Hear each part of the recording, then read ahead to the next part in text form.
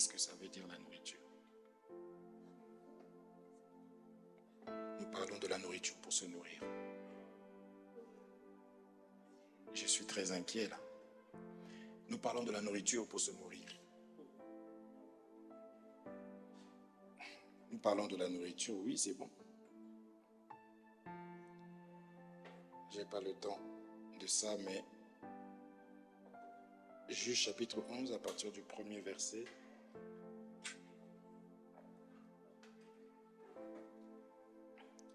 Aline, est-ce que tu as ta Bible? Tu n'as pas ta Bible?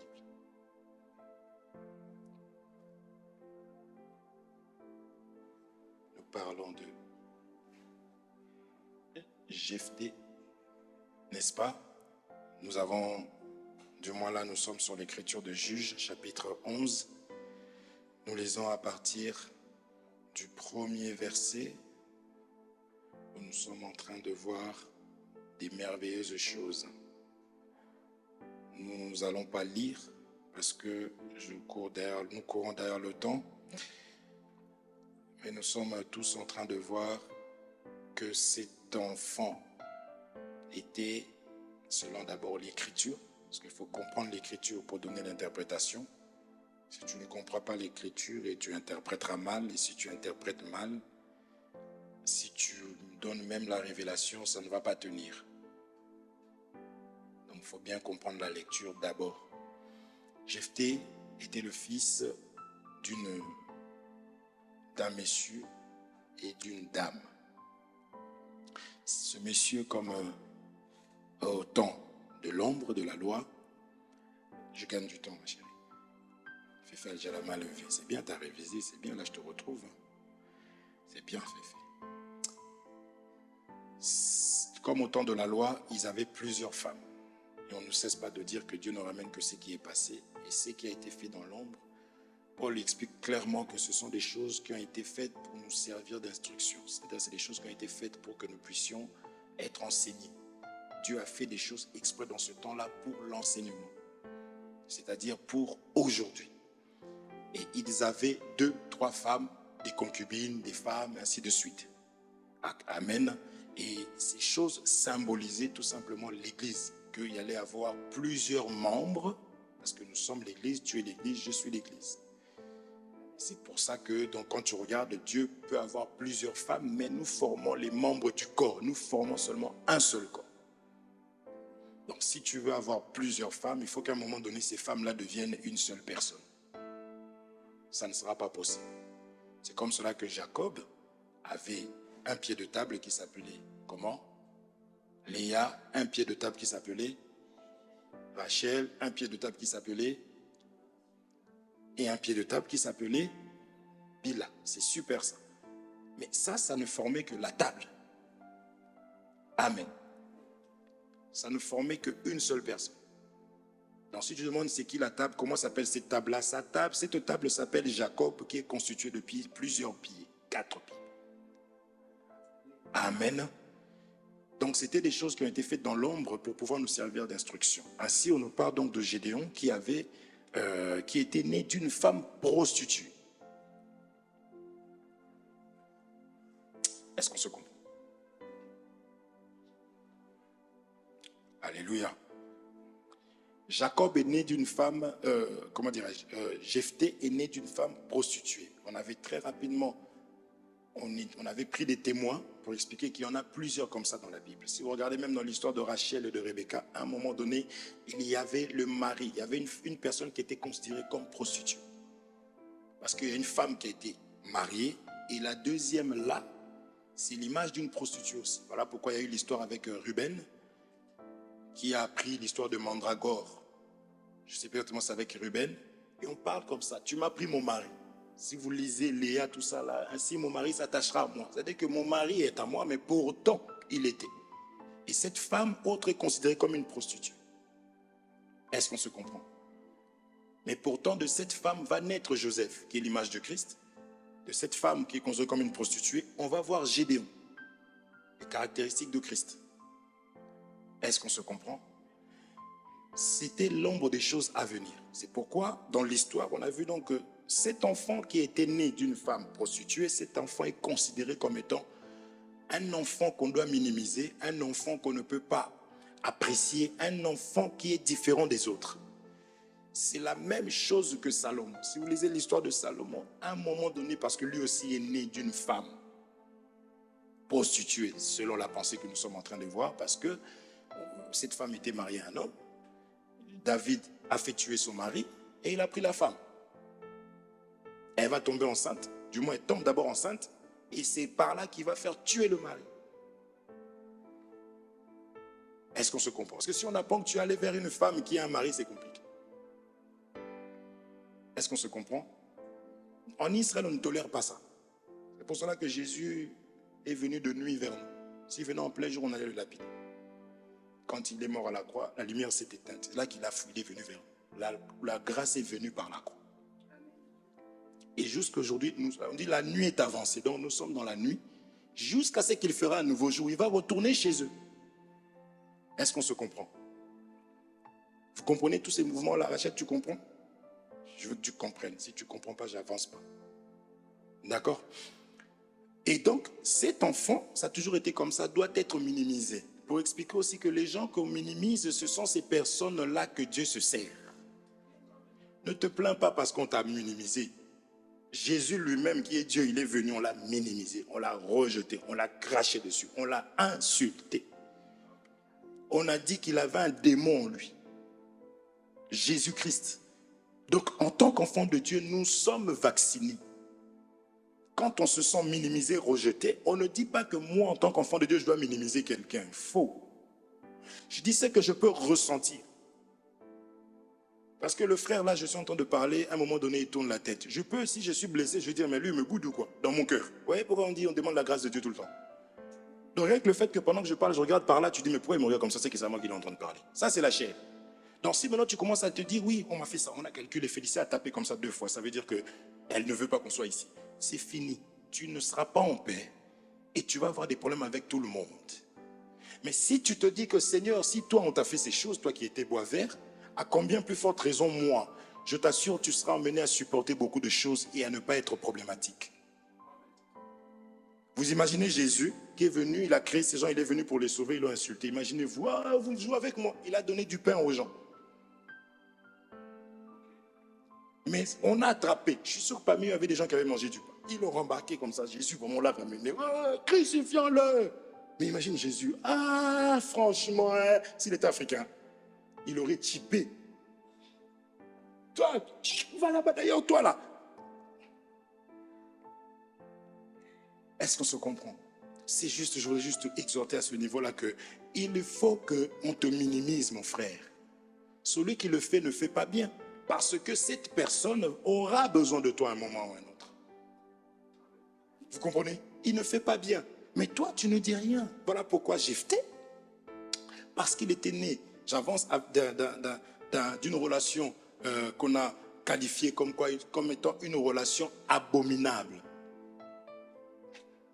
C'est Jésus. Joseph, il arrive vraiment, il voit sa femme fiancée, il voit sa femme grosse. Il dit, mais non. Qui a fait ça? Prostituée. La Bible dit qu'il a voulu. Il n'a pas voulu la diffamer, enfin, il n'a pas voulu l'exposer. Donc, il était en train de fuir pour ne pas... C'est qu'il faut être un bon mari. Hein. Donc, tu trouves ta femme grosse pour ne pas l'exposer, pour ne pas l'insulter, pour ne pas l'écraser la tête. Et il s'en va. Il dit, je m'en vais. Dieu lui dit, non, non, non, non, non, non, non, non. Cet enfant-là, t'en fais pas. Il faut dire qu'il ne faut pas tromper sa femme ni son mari. Non, t'en fais pas, ça vient de Dieu. Dieu a le droit de gérer ta femme comme il veut. Hein? La parole de Dieu conduit. C'est la parole de Dieu seule peut te mettre en opposition avec ta femme. Tu l'as épousée, oui. Elle est soumise à toi, oui. Mais elle est soumise par Dieu. C'est comme cela qu'elle t'est soumise. Dès lors où toi, tu ne veux plus de son Dieu, elle reste soumise à Dieu.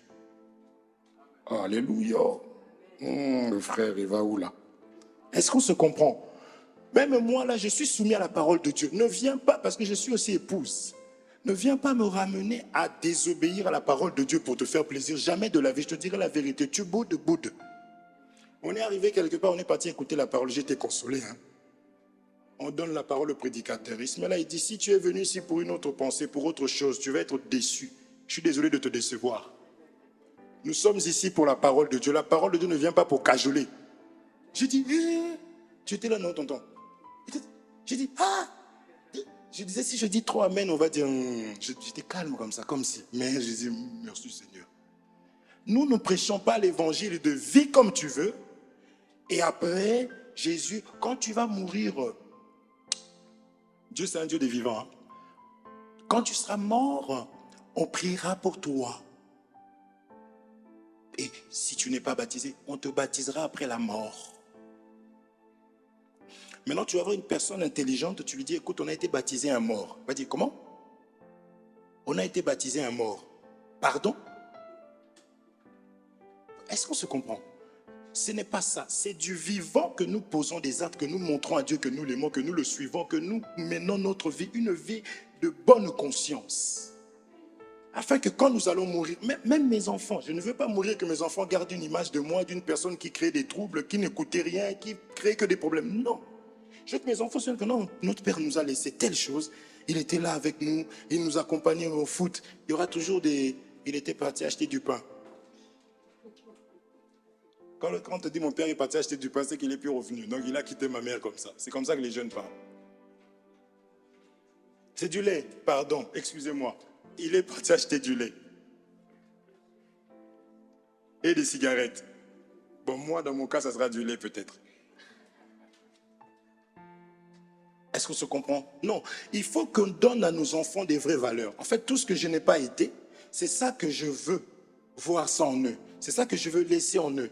Là où moi, je n'ai pas pu arriver, c'est là que je veux qu'eux arrivent.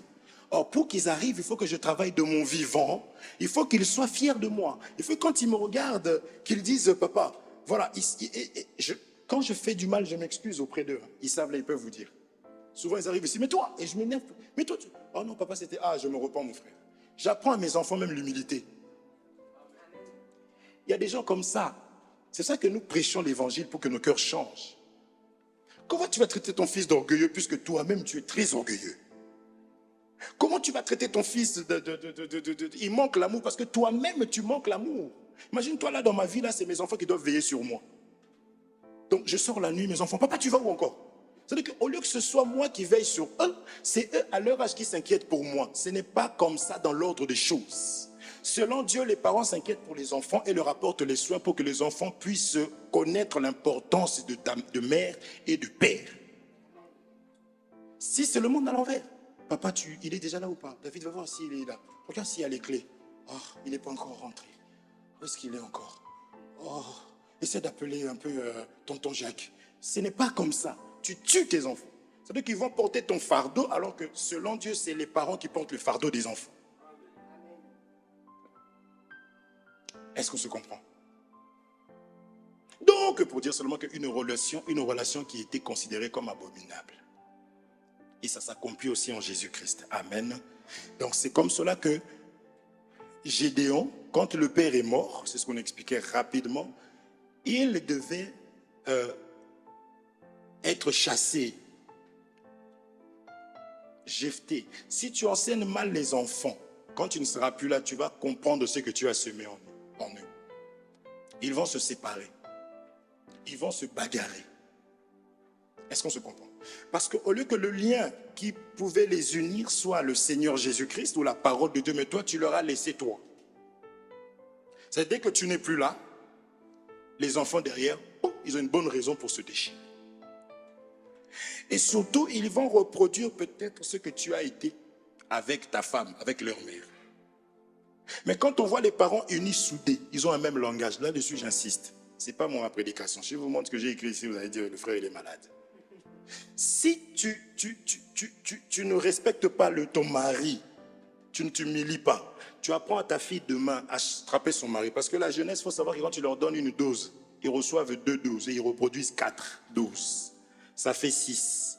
Plus ce que les amis vont semer en eux. 4, ça fait 10.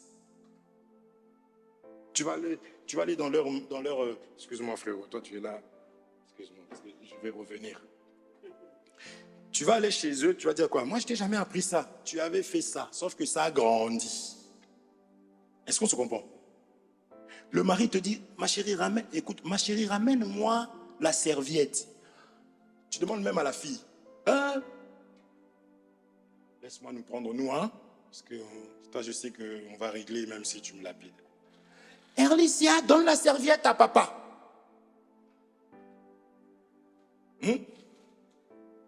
J'aime ton calme là. Non. En fait, il faut savoir que notre vie, c'est pour ça que l'église, on apprend, notre vie en fait est censée, on doit semer dans les enfants, aux enfants, d'accord? Ne fais pas ça. Mon amour, ramène-moi la serviette. C'est fait exprès. Maintenant, la fille, quel rapport il y a la fille entre son père? Elle était petite, je l'ai lavée, j'ai nettoyé ses popos, et c'était terrible. Aujourd'hui, elle est en train de grandir. J'arrive dans la salle de bain, elle fait, papa, je dis, oh, ok. Elle a grandi. Vous comprenez ça? Donc, la relation qu'ils ont, c'est père-fille, mais il faut qu'il y ait de la pudeur. Vous comprenez ça? Et moi, elle ne peut pas me dire, mon amour, ramène-moi une serviette. Ah, David, donne la serviette. C'est impossible. Parce que l'enfant, en plus, il peut arriver comme ça, il ouvre et rentre. Donc, je me lève, moi-même, je cherche la serviette. Et eux, même s'ils jouent, là, elle était en train de faire son nom d'écrire. Quand j'ai dit popo, elle a rigolé. Donc, les enfants écoutent. Donc, les enfants sont en train de voir cette harmonie. Les enfants sont en train de voir... voilà, tu es en train de semer, en fait. Est-ce que nous sommes là? Même le fait de se lever, je dis même à ma femme ici avec son téléphone. Elle est avec son téléphone comme ça. Je dis, écoute, les enfants ne savent pas que tu es en train de chercher du travail en faisant ça. Et ils voient seulement que maman est sur son téléphone comme les autres femmes dans les rues, comme à la télé. Donc, prends la tablette, fais. Je ne sais pas si on se comprend. Tout ce que nous faisons, les enfants prennent et ils gardent. Est-ce qu'on se comprend? Le père de Jephthé est mort. Là, c'était pour dire que il faut savoir enseigner les enfants, faire en sorte qu'ils soient un. Comme ça, quand tu ne seras pas là, que les enfants se souviennent de ce que tu étais et qu'ils puissent mettre ça en pratique. Le père de Jephthé étant mort, ils ont chassé Jephthé. À cause de l'argent. C'est la nourriture. L'argent transforme les gens. Si nous parlons de ça, c'est parce que le Seigneur ne veut pas que nous soyons comme ça. La Bible dit l'argent est un Dieu. Est-ce qu'on se comprend? On en a tous besoin, mes frères. Mais je ne peux pas, j'arriverai. Je commence à donner en avance ce qui est censé arriver plus tard. Donc, à cause de l'héritage, ils ont chassé leur frère. Et j'aime beaucoup parce qu'il est allé chez des hommes de rien. Et du moins, il est allé quelque part. C'est fait exprès, on vient de chanter, du ciel tu es venu sur terre. C'était ça. De la grandeur tu es devenu petit. Est-ce qu'on se comprend? Jephthé est allé là où il y avait des hommes qui n'avaient rien. Or, celui qui n'a rien, il considère tout.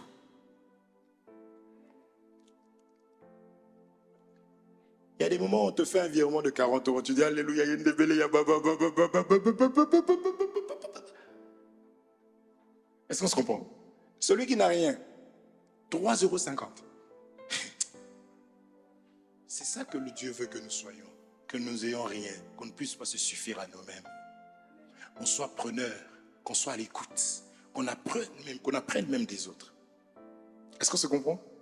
Et ces hommes-là, tonton, ils sont venus vers Jephthé. Amen. Et comme ils ont chassé, vu qu'on parle de la nourriture, ils ont chassé Jephthé, ils se sont retrouvés forcément en manque. Parce que frère, la richesse, ce n'est pas ce que tu crois. Moi, je me pose la question.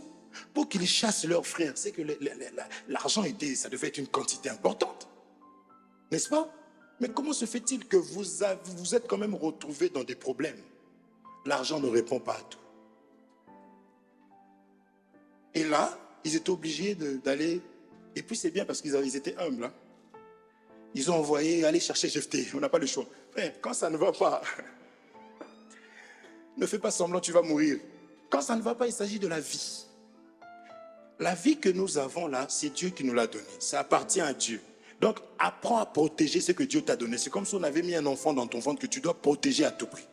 Donc, quand tu te sens en danger, tonton, n'hésite pas à crier à l'aide. Toi d'ailleurs, je te connais là-dessus. Quand il vient, il m'embête et que moi, je sais que il m'embête alors qu'on avait parlé. Frère, mon frère, je sais. C'est vrai qu'il ne te laisse pas parler. Ah, mon frère, je te dis les problèmes qu'on est allé chercher là, mon frère. Donc, tu ne peux même pas parler. Mais tu reconnais que le bien-aimé, c'est reconnaître. Ces gens ont reconnu, ils ont dit, Amnon, c'est quoi? C'est Amon. Amon s'est levé comme ça là. Il va nous massacrer.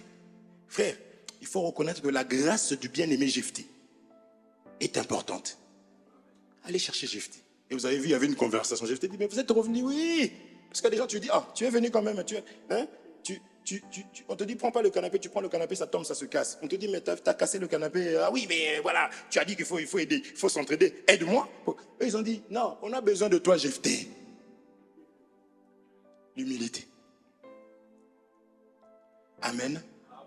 Non. Il faut qu'il y ait la conversation. C'est ce qui s'est passé avec David. David a été rejeté. Amen. Il faut reconnaître ça quand tu vois les deux rois. Dieu a mis l'autre roi, mais il n'est pas parti dire à Saül, le bon petit, comme c'est comme ça. Attention, comprenez le langage. David savait qu'il était roi. Maintenant, les autres, ils sont allés. D'autres aussi sont allés. Ils ont laissé David là-bas. Dans toute la Bible, frère, on abandonne les gens. Acceptons qu'on nous abandonne. Et ils sont venus. Écoute, avec des versets. David, nous sommes l'os de tes os, chair de ta chair. Vous voyez comment ça se passe? Non, même ton travail qui te rejette, même ton chef, même qui que ce soit qui te rejette aujourd'hui, si tu demeures, tu restes avec Dieu, le Seigneur va faire que ces personnes vont venir vers toi. Parce que la Bible dit, je vous interdis d'aller vers eux, mais c'est eux qui vont venir vers vous. Et nous avons un Dieu qui est fidèle à sa parole, qui accomplit sa parole. Est-ce qu'on se comprend? Vous comprenez? Je suis juste dans l'histoire. D'accord? Et qu'est-ce qui se passe? Ils ont fait appel à Jephthé. Et très rapidement, nous comprenons que Jephthé, c'est ce qu'on avait déjà exhorté, qu'il ne faut pas, mais je vais arriver aussi. Jephthé, c'est l'image de Jésus-Christ, qui est né d'une femme considérée comme prostituée, c'est-à-dire Marie, n'est-ce pas? Et que c'est les Israélites qui l'ont rejeté. Selon Jean chapitre 1er, au commencement était la parole était avec Dieu, elle était Dieu. Tout ce qui existe par elle, n'est-ce pas? La parole a été faite chair. Elle est venue, n'est-ce pas? Cette parole, c'est la vie. Amen. Elle est venue chez les siens ne l'ont pas reçue. N'est-ce pas? À tous ceux qui l'ont reçue, donc les pauvres, il leur a donné le pouvoir de devenir enfants de Dieu. Donc c'est Jephthé qui donne le pouvoir. C'est Jésus qui donne le pouvoir de vaincre quoi que ce soit. Parce que quand Amon se lève, si je n'ai pas Jésus, c'est compliqué. Est-ce qu'on se comprend? Si je n'ai pas Jésus, c'est compliqué. Ok? C'est bon? On peut lire? Vous avez compris que Jésus a été rejeté. Qui avait rejeté Jésus? C'est ses frères. N'est-ce pas? C'est les Juifs. Ok? Et ils vont, bien entendu, retourner vers Jésus-Christ. Est-ce qu'on se comprend? Ils vont retourner vers Jésus. Dans cette affaire, si tu n'as pas la grâce, tu ne peux rien faire. Or, c'est Jésus qui est la grâce. N'est-ce pas? C'est Jésus qui est la grâce qui nous donne la capacité de vaincre et de dominer. Donc, ils ont rejeté la grâce. Nous profitons de cette grâce aujourd'hui. Profitons-en parce que c'est une grâce. Amen. Et à un moment donné, ils vont aller. Quand il y aura la bête qui sort de la mer, qui va dominer sur eux, ils vont crier. Vous comprenez? La Bible dit que les mains percées, c'est quoi cette écriture? Attendez.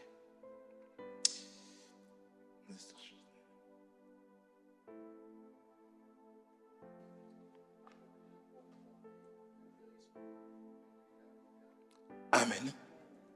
Dieu a tant aimé le monde qu'il a donné son Fils unique, afin que quiconque croit en lui ne périsse point, mais qu'il ait la vie éternelle. Donc nous comprenons que Jésus-Christ, Jephthé, est donc le libérateur. Voilà pourquoi dans l'ombre, nous avons bien vu et bien compris que... C'est bon, il va lire mon frère. Là, je commence la prédication à 3 minutes de la fin. Merci. Est-ce que vous comprenez? Ils ont vu qu'ils étaient en difficulté. Et qu'est-ce qu'ils ont fait? Ils ont envoyé chercher Jephthé. Parce qu'ils étaient assujettis. Ils étaient assiégés. Donc lorsque je me sens assujetti, lorsque je me sens assiégé, la solution c'est Jésus-Christ. Est-ce qu'on se comprend? La Bible dit, maudit soit l'homme qui se confie à un homme. Le frère peut t'aider lundi, mardi, mercredi. Jeudi, vendredi, il ne sera pas là. Est-ce qu'on se comprend? Moi ici, je peux t'aider lundi, mardi, mercredi, jeudi, vendredi, samedi, dimanche. Et encore lundi, mardi, c'était dans le temps que je pouvais t'aider comme ça. Aujourd'hui même, je vais te donner une écriture. Mais c'est ce que je peux faire.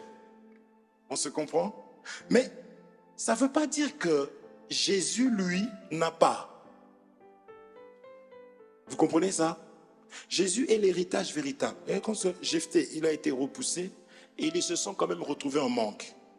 On peut lier ça à la bénédiction de Jacob. Isaïe était béni aussi, mais c'est Jacob qui était béni. Donc la bénédiction véritable, c'est avoir celui qui restaure, celui qui arrose, celui qui fait ressortir. Vous comprenez? Joseph est allé en Égypte. Quelque temps après, Canaan s'est retrouvé en famine. Canaan. Vous comprenez ça? Les frères ont vendu Joseph. Or, Joseph, c'est le pain. Joseph, c'est lui qui est la richesse véritable. Joseph, c'est lui qui a la sagesse et l'intelligence pour te dire, fais ci, faites ça, faites ça. Parce qu'après, il les a bien guidés pour avoir Gozen. Il leur a dit, voilà les mots que vous allez dire. Il a pris les 5. Il a dit, voilà ce que vous allez dire à Pharaon. Donc, Joseph est riche par sa parole, parce que la parole crée toutes choses. Donc, le fait qu'ils l'ont chassé à un moment donné, ils avaient considéré ce qu'ils avaient. J'exhorterai là-dessus la prochaine fois. Ils se sont retrouvés en manque. Donc, tu peux avoir 3 000 € dans ton compte. Si tu n'as pas le Seigneur, qui est la sagesse, qui te dit comment gérer ça, tu vas te retrouver en moins. Tu vas aller demander à celui qui a 300. Est-ce qu'on se comprend? C'est ça que nous voulons comprendre. Parce que Jésus dit, je suis le pain qui est descendu du ciel et qui donne la vie. Donc, Jephthé, c'est en réalité Jésus-Christ aujourd'hui. Vous êtes là? Je vais trop vite. Ça va. Tu as dit non, ça va.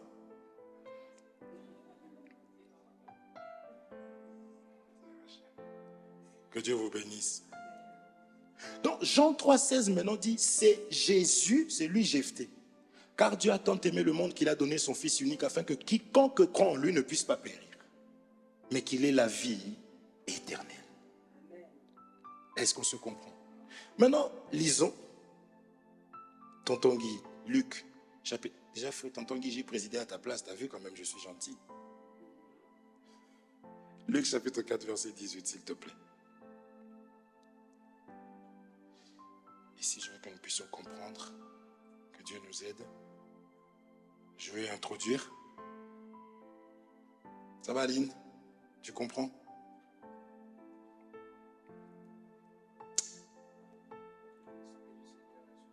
C'est qui parle?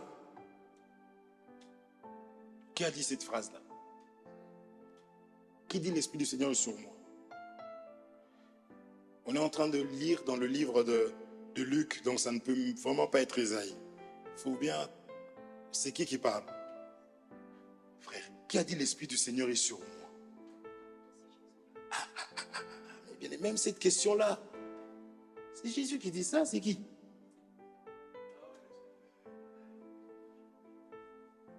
Tu aurais dit David. Continue ton temps, s'il te plaît.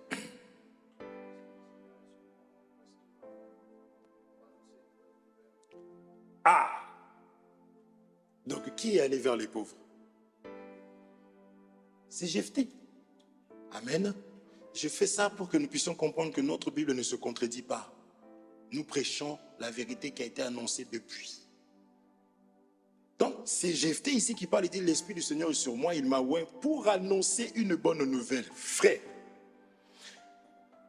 il faut savoir que la seule nouvelle qui est bonne, c'est la nouvelle que Jésus-Christ donne, c'est l'évangile. Avant ça, s'il dit l'Esprit du Seigneur sur moi oint pour annoncer la bonne nouvelle, on dit qu'il est le premier-né. C'est qu'il y avait des nouvelles.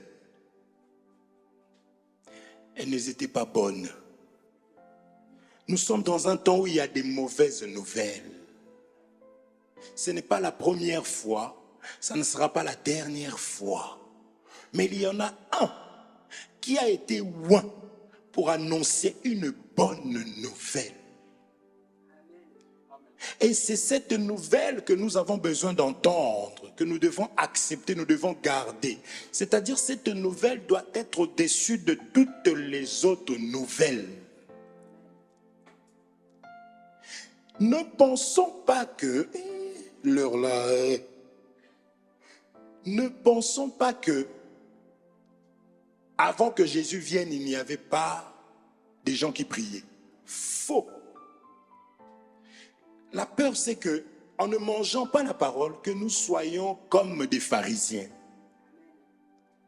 La Bible dit ne soyez pas comme les pharisiens. La Bible dit ne soyez pas comme les chrétiens qui prient. Les pharisiens priaient. Est-ce qu'on se comprend? Que Dieu nous aide à être des chrétiens qui ont la bonne nouvelle. Et non comme les chrétiens qui prient, ils parlent toute la journée, mais tout le mauvais comportement se trouve en eux. C'est eux qui n'ont pas la foi. C'est eux qui manquent la paix. C'est eux qui prennent les femmes des autres et les maris des autres. C'est eux qui font toutes les mauvaises choses. C'est-à-dire qu'ils sont pharisiens et ils les appellent des hypocrites. Est-ce qu'on se comprend? Parce que Jésus est venu annoncer la bonne nouvelle. Est-ce qu'on se comprend? C'est la raison pour laquelle on chante, on le chante, on le loue. C'est une bonne nouvelle. Et si tu as compris ça, ta façon de chanter et de danser va être différente. Quand tu chantais à Guadada, tu n'avais même pas besoin qu'on te dise que tu transpirais comme pas possible. Quand tu dansais la rumba là-bas, là, personne t'a appelé, toi-même, mon ami, c'est moi la musique. Il n'y a même pas à manger. Et puis, bizarrement, la honte n'y était pas. Et puis, tu vois ta copine qui te suit. Et nous chantons, nous dansons celui qui est venu nous annoncer la bonne nouvelle, mes frères. D'autres disent, qui me séparera de l'amour de Jésus? Non, le type, il a ressenti dans son cœur, il a dit, mais qui? Tout seul. Qui me séparera de l'amour de Jésus? Est-ce qu'on se comprend? Qui me séparera de son amour? Parce qu'ils ont compris que cet homme-là, vraiment, il leur a apporté la bonne nouvelle. Et quand tu as la bonne nouvelle et que tu considères la bonne nouvelle, suivez très bien. Je t'assure que tu accompliras l'écriture qui dit « Soyez toujours joyeux ». Il dit, il est Emmanuel, Dieu parmi les hommes. Donc, si cette bonne nouvelle est dans mon cœur et que je marche avec, je dors avec, je me réveille avec, mais je serai triste à quel moment? Puisqu'il est Emmanuel, Dieu parmi les hommes, et en plus, il est éternel.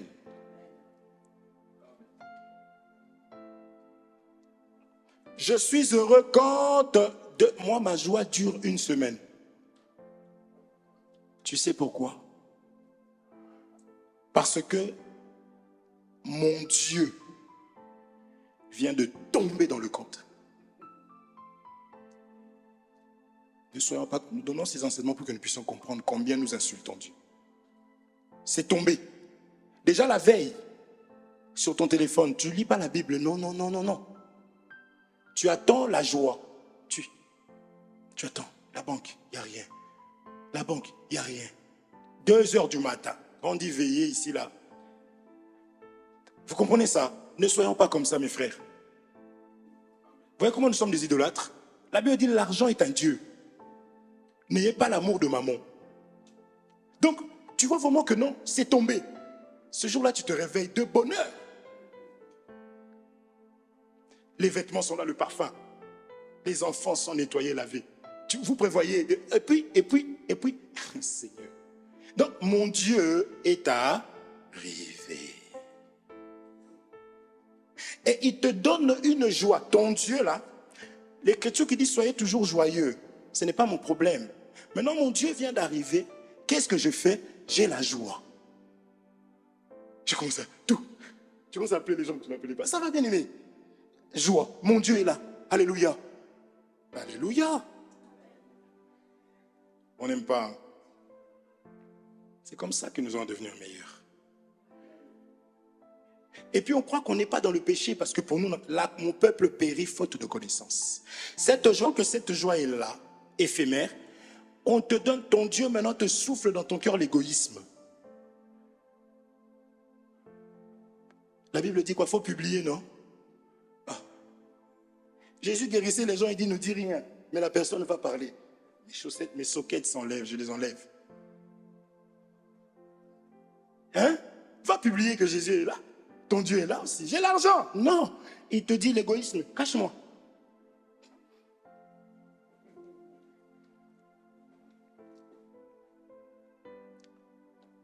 Amen. Il t'a enlevé là, il t'a donné une joie. Parce que lui, il est là. Mais nous, notre joie, parce que nous avons Jésus-Christ qui nous a annoncé la bonne nouvelle. Il met en toi l'esprit de dépense. Parce que ton Dieu, en fait, qui est l'argent, son rôle, c'est de faire du mal. Dans le monde de ténèbres, ils sont incapables de faire du bien. Tout ce qu'ils font, mais ça, il t'a donné de l'argent, mais pour que tu pêches encore plus. Mais il t'enlève un petit péché qui est la tristesse. Il te dit, il te met la joie, il te met l'égoïsme, il te met, il t'enlève l'intelligence. Tu te retrouves, quand tu n'avais pas ton Dieu, que tu avais notre Dieu, tu as dit, quand j'aurai l'argent, maintenant je vais faire ça. Alléluia. Parce que notre Dieu nous amène à la justice. Est-ce qu'on est là? Tant que notre Dieu est arrivé, boum, allez. C'est quoi? C'est Sephora. Que Dieu vous bénisse. Je ne vais pas déborder. C'est pour que Dieu nous aime, c'est pour cela qu'il nous envoie cette parole. Il nous envoie la nourriture pour que nous puissions nous fortifier, que nous puissions changer. Je continuerai ça la prochaine fois parce qu'il me reste à peine 1 minute. Que Dieu vous bénisse richement. Est-ce qu'en 1 minute ou 30 secondes, tu peux juste bénir Dieu? Dis Seigneur merci parce que tu ne cesses de m'enseigner tous les jours pour que je ne puisse pas me perdre. Amen. Dis-lui merci, prions au nom de Jésus-Christ. Éternel notre Dieu, nous te bénissons. Merci Seigneur mon Dieu parce que tu m'instruis, tu me donnes l'enseignement pour que je devienne meilleur. Tu me donnes la parole au Père Céleste pour que je reste agréable à toi. Sois glorifié pour ces moments, sois béni pour ta grâce. Que ton nom soit glorifié pour ta grâce, que ton nom soit glorifié parce que tu m'as encore ouvert les yeux, tu m'as encore fait comprendre que mon attitude, Seigneur mon Dieu, mon roi, n'était pas bonne au Père Saint. Cela ne peut pas te glorifier.